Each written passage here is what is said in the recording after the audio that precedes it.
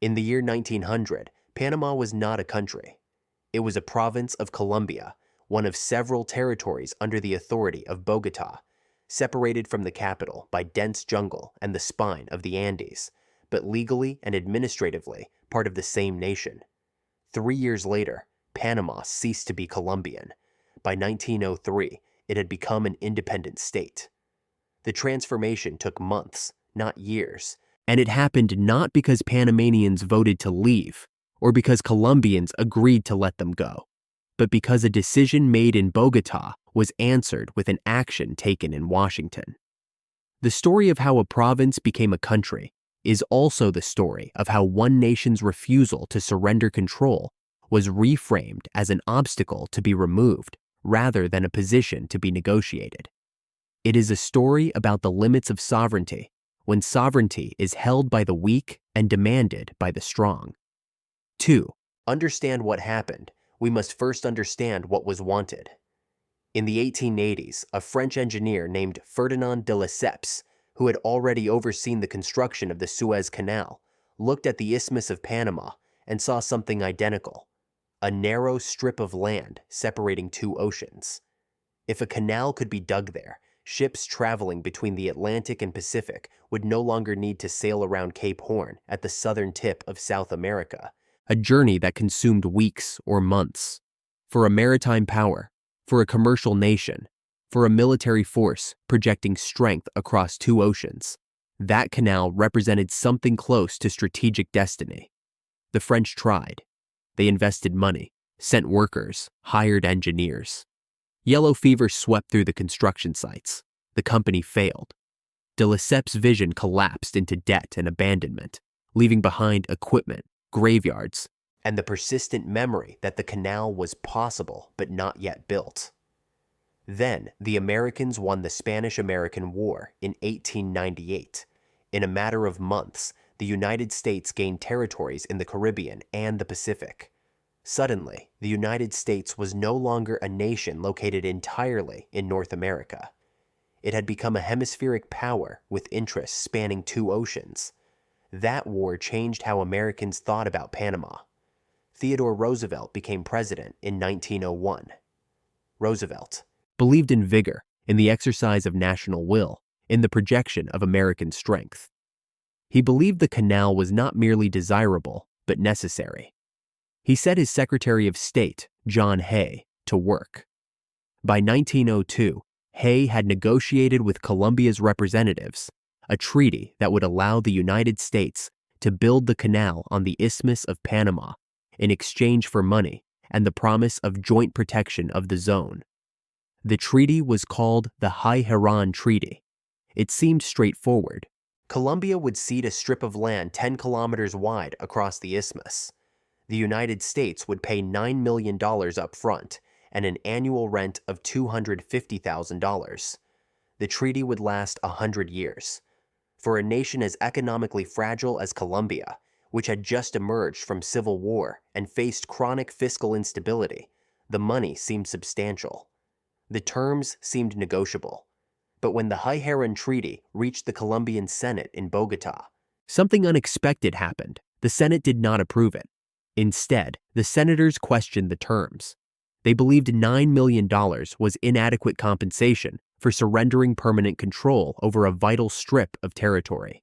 They believed they could renegotiate. They believed the United States wanted the canal so desperately that Washington would offer more. They believed, in other words, that they possessed leverage. This belief rested on a reasonable premise. The United States did want the canal, wanted it badly, but it also rested on a miscalculation. The Colombian Senate did not fully comprehend that their rejection was not being received in Washington as a negotiating position, but as a defiance that required a response. In Washington, the reaction hardened. Roosevelt grew impatient. Hay grew frustrated. The American vision of hemispheric order included a canal under American control, and the vision did not accommodate indefinite delays, while Bogotá calculated its bargaining power. Within the circles of American power, a different possibility began to take shape. What if Panama did not remain part of Colombia? What if instead Panama became independent. An independent Panama would be weak, small, and vulnerable to pressure. An independent Panama, facing the prospect of international isolation and American economic dominance, would likely accept any terms the United States offered. The canal would be built. American strategic interests would be served. And the obstacle represented by Bogotá's stubborn Senate would be removed not by negotiation, but by geography itself. This was not a conspiracy in the sense of a tightly organized plot. It was more subtle and more effective than that. It was a recognition by powerful men that the removal of Colombia from the equation would solve their problem. It was a calculation that if the right signals were sent to the right people in Panama, if the right assurances were made about American intentions, then separatist sentiment that already existed in Panama might crystallize into action. Panama, after all, had reasons to consider independence. Panama was geographically isolated from the Colombian interior. Panamanian merchants and landowners felt neglected by Bogotá, felt that resources extracted from their territory were spent elsewhere. Panama had its own Creole elite, its own sense of distinct identity. The prospect of a canal, of the commerce and construction and activity that would accompany it, held the possibility of direct enrichment rather than indirect taxation by a distant capital. If Panama could separate and then negotiate with Washington, Panama's elite might emerge far wealthier than they would as a subordinate province of Colombia. The signs that Washington was willing to support separatism were not explicit. The United States could not openly advocate the breakup of a neighboring republic that would violate every stated principle of inter-American relations and international law. Instead, the signals were implicit.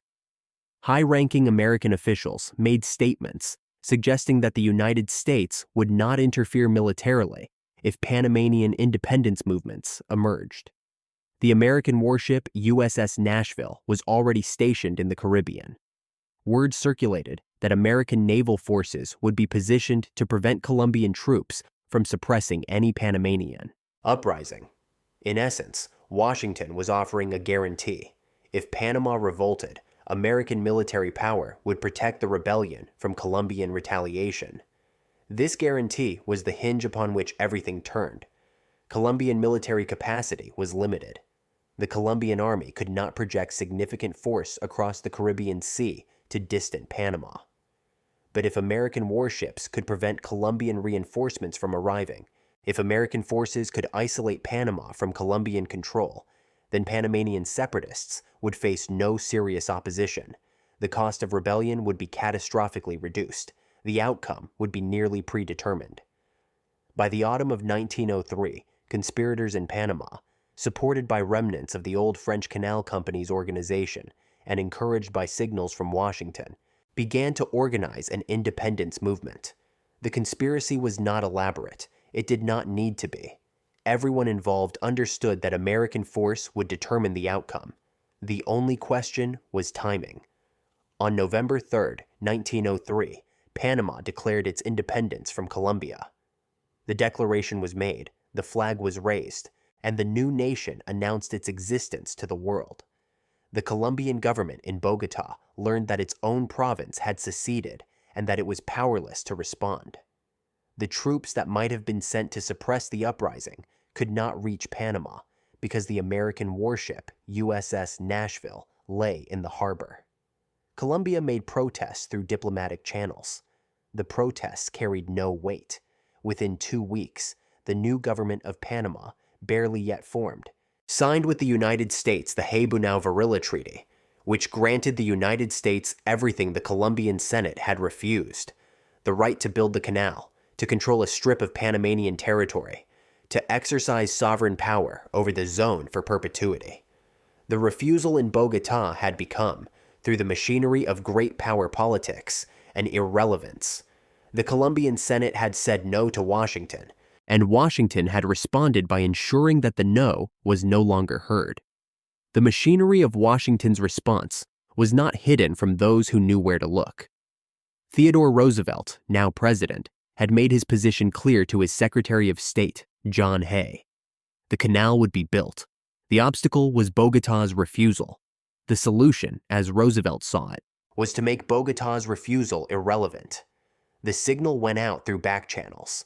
It reached the conspirators in Panama, through intermediaries connected to the French Canal Company, through American business interests already positioned in the isthmus, through diplomats who spoke in careful language about neutrality, while their actions suggested something else entirely. The message was consistent. If Panama declared independence, the United States would not send troops to help Colombia suppress it. More than that, American naval vessels would ensure that Colombian forces could not reach the province. The protection would be implicit, unspoken in formal terms, but absolute in practice. This was not a secret shared among thousands. It was understood by a small circle of men who had the power to move events. In Bogotá, the Colombian government remained fixated on the principle of sovereignty. They believed that Washington, however frustrated, would ultimately respect the legal rights of a recognized nation. They believed that international law and diplomatic protocol would constrain American action. They believed that saying no to the treaty was saying no to the canal itself. They were wrong about what Washington respected, but they were not wrong about everything. Washington did respect one thing: the capacity to exercise power without formal declaration of conquest. Sovereignty was a concept that could be bent when the stakes were high enough and the audience sufficiently distant. The conspirators in Panama were not unified by ideology or shared vision of nationhood. They were united by specific grievances and specific incentives. The city of Panama had grown around the failed French effort. Workers, merchants, and speculators had invested in the dream of the canal. They had watched resources flow into the project, watched international attention focus on their territory, watched the possibility of enormous wealth pass through their hands. Then the French withdrew. The dream collapsed, the money dried up, and Bogotá, far away in the highlands, made decisions that affected Panama without consulting Panama's interests. Independence was not a vision these men had cultivated for decades. It was a response to exclusion. If Bogotá would not accept the terms that would bring the canal, then perhaps Panama could accept them directly.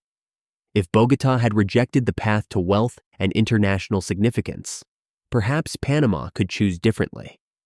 The conspiracy was pragmatic, not romantic. It was about access and advantage, about the future enrichment of a specific place that felt abandoned by the nation that claimed to own it. The Colombian government, watching these currents move beneath the surface, sent a general named Rafael Reyes with instructions to crush any rebellion before it could form. Reyes arrived in Panama with troops, but he found a problem that military force alone could not solve. He could not fight an insurgency that knew the Americans would intervene on the other side. He could not occupy a territory that American warships were prepared to defend. He could not use the military instrument that Bogotá possessed, because that instrument was blocked by a greater force that had decided the outcome in advance. On November 3rd, as the declaration was made and the flag was raised in Panama City, Reyes understood that his orders had become impossible to execute. The moment had shifted from political negotiation to military confrontation, but the military equation had been predetermined. The only force that mattered was not Colombian troops. It was the USS Nashville, anchored in the harbor, and the decision made in Washington to treat any Colombian military response as an intolerable threat to neutral American interests. Within hours, the Colombian government issued orders to send reinforcements from the interior, soldiers who could suppress the uprising and restore Colombian authority over the province. These soldiers were placed on a ship bound for Panama. The ship never completed its journey. American forces turned it back. The Colombian troops were not allowed to land. The province was sealed off from the country that claimed to govern it. This was the actual moment of separation, not the declaration, though that was the public face. The actual moment was when Colombian soldiers were prevented from reaching their own territory. It was when the state's monopoly on the use of force within its recognized borders was physically overridden by another state's decision that this particular border should not be defended. It was when Bogotá learned that sovereignty in the hemisphere under Roosevelt meant only the right to do what Washington permitted. The Colombian government filed diplomatic protests. They sent representatives to Washington to argue that the United States had violated international law, violated the Treaty of 1846 that guaranteed Colombia's territorial integrity, violated the basic principles of state recognition and non-interference. The protests were received, they were noted, they were ignored. Washington had decided that the canal was more important than the principle of non-intervention. Washington had decided that Colombian sovereignty was less important than American strategic interest. Washington had decided that this was the new order. Within 2 weeks, Panama's new government, barely organized, barely coherent, negotiated with Washington. The terms they accepted were the terms that Colombia had rejected. More than that, they were even more favorable to the United States. The Hibonao-Varilla Treaty, signed on November 18, 1903, gave the United States the right to build the canal, to control a zone 10 miles wide running across the isthmus, to exercise sovereign authority over this zone in perpetuity, to intervene militarily in Panama whenever the United States deemed such intervention necessary to maintain order or protect American interests. Panama received a payment of $10 million, the same amount that had been offered to Colombia. But the terms were understood differently now. Panama was not selling sovereignty reluctantly. Panama was purchasing protection and access. The money was not compensation for loss. It was investment in a future that would flow through Panamanian territory, but be controlled from Washington. The Colombian Senate's refusal had been transformed into irrelevance, not by force of argument, but by force itself. The no that Bogotá had pronounced so carefully, so defensively, protecting what it believed was its right to control its own territory, had been heard, acknowledged, and simply overridden. The principle that had seemed so clear in Bogotá, that a nation could refuse to surrender its territory, had collided with the reality that principles meant nothing when backed by no power to enforce them.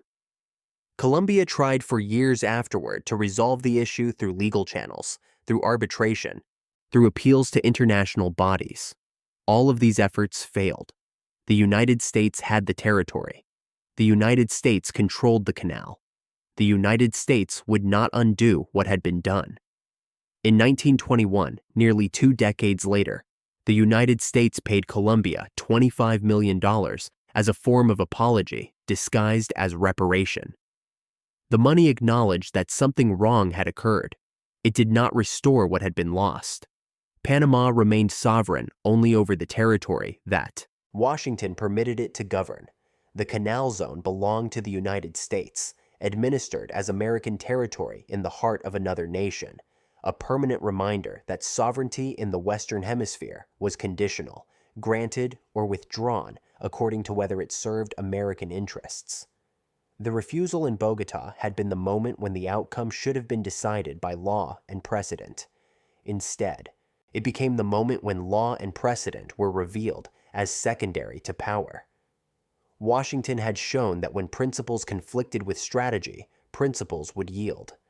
Bogotá had discovered that saying no to the United States required not diplomatic skill or legal argument, but military capacity that Colombia did not possess. And Panama had learned that independence could be purchased with a signature and a willingness to let a greater power remake the terms of sovereignty itself. The transformation was complete by the time the dust settled. What had begun as a negotiation between capitals, Bogotá and Washington exchanging proposals across diplomatic channels, had ended as a fait accompli, a redrawing of the map that no Colombian signature had authorized. The speed was almost merciful in its efficiency. By November 10, 1903, 7 days after the declaration in Panama City, the new government had signed the Hibonao-Varilla Treaty with the United States. The terms were strikingly similar to what Colombia had rejected. The canal zone, 10 miles wide, stretching across the isthmus, handed over to American control in perpetuity. But there was one critical difference. This time, someone was signing. The Colombian government under Vice President Reyes had not yet begun to comprehend the full scope of what had happened. The telegraphs from Panama had arrived with the news of the uprising, and Reyes had ordered General Rafael Uribe to mount a military response. But the American warship USS Nashville sat in Colon Harbor. The military transport that might have carried Colombian troops across the Caribbean to suppress the rebellion never departed. The naval. Commanders made clear that landing Colombian forces would not be permitted. The United States was not occupying Colombia. It was simply ensuring that Colombia could not occupy Panama. The distinction was technical. The effect was absolute. A nation could not reassert control over its own territory when that territory was surrounded by the military presence of a greater power that had decided not to permit it. Reyes sent diplomats to Washington. The American government received them coolly. The position was stated clearly. The separation of Panama was the consequence of internal Panamanian political activity. Washington had not invaded Colombian territory. American forces had not fired on Colombian soldiers. American ships had simply prevented the transport of military reinforcements to a region where American citizens and interests were threatened by civil unrest. The legal fiction was transparent, and everyone involved knew it. But legal fictions were sufficient when power stood behind them. Within weeks, the financial architecture followed the political reality. Panama, needing immediate capital to establish itself as a sovereign state, received recognition from Washington and a payment of $10 million. This was the sum that the French Canal Company had hoped for when it sold its rights and remaining equipment to the United States.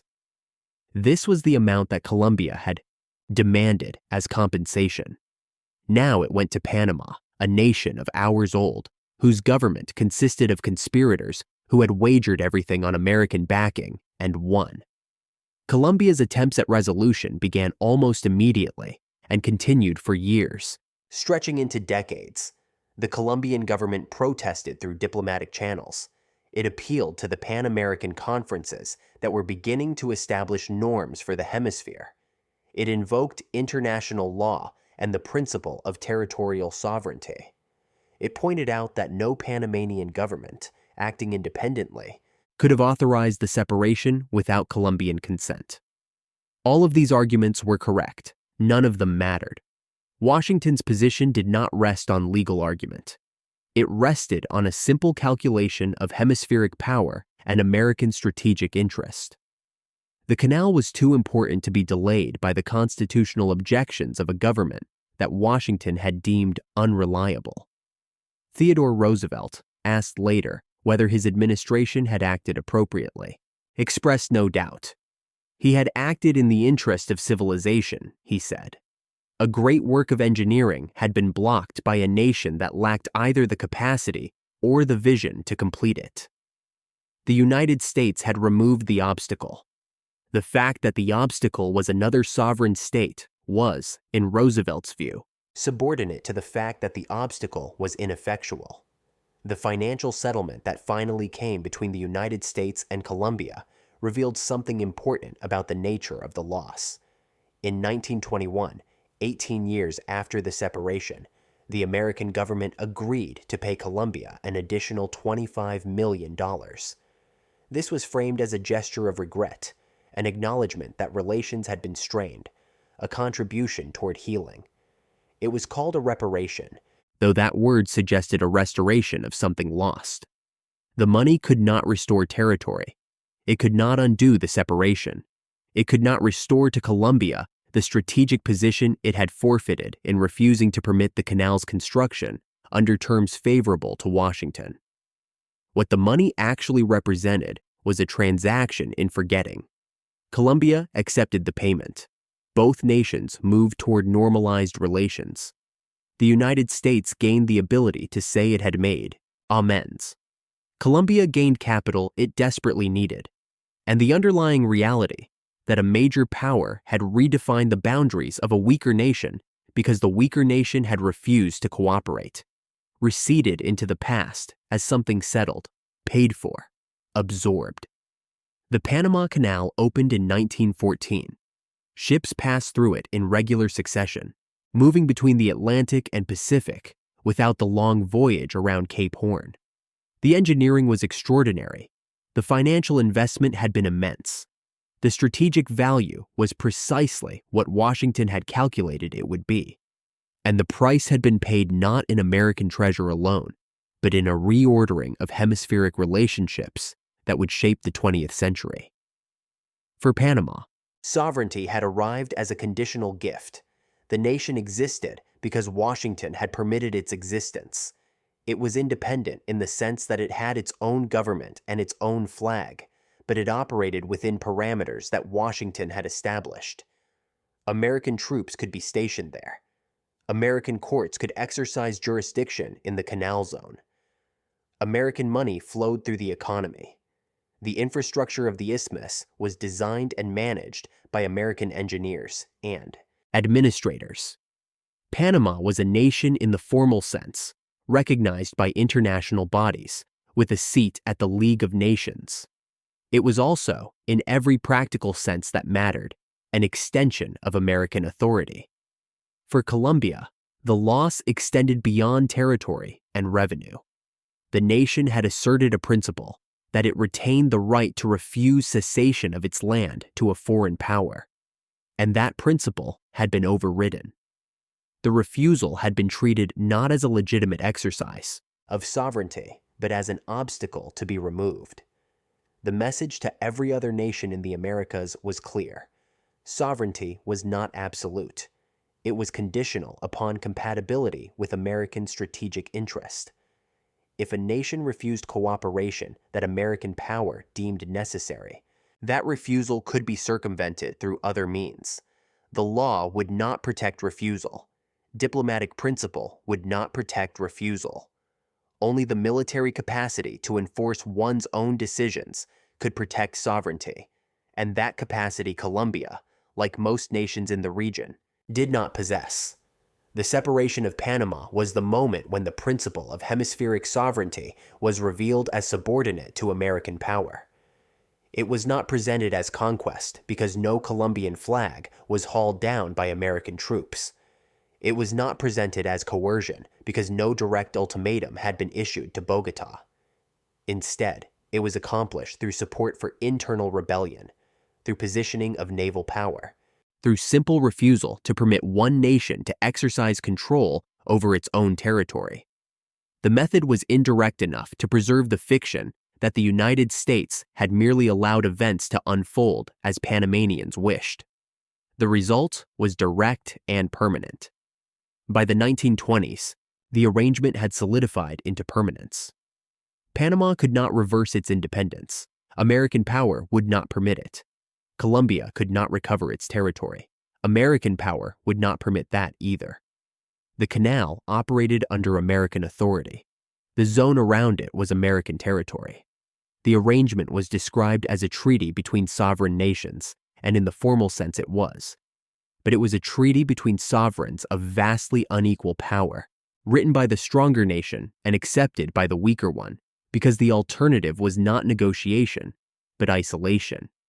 Bogotá's refusal had transformed into irrelevance, not through argument or persuasion, but through the application of superior force, deployed in a manner that avoided the appearance of direct military action.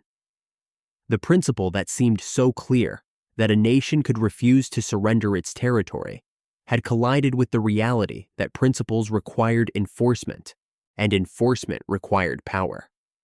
Colombia had discovered that power in the Western Hemisphere was distributed radically unequally, and that this distribution had real consequences for borders, for sovereignty, for the ability to say no. The canal was built. The ships passed through. The strategy that Washington had pursued succeeded in every objective. The territory that Colombia had controlled passed into American administration. The principle that Bogotá had defended became a historical footnote referenced in textbooks but not operative in practice. And Panama, the territory that had been Colombian and became American through the medium of independence, lived in the space between these two sovereignties, dependent on both, fully governed by neither, a permanent demonstration of the principle that had replaced the old law. In the hemisphere, what the United States determined to be necessary, the United States would accomplish. Regardless of what other nations believed, they had the right to refuse.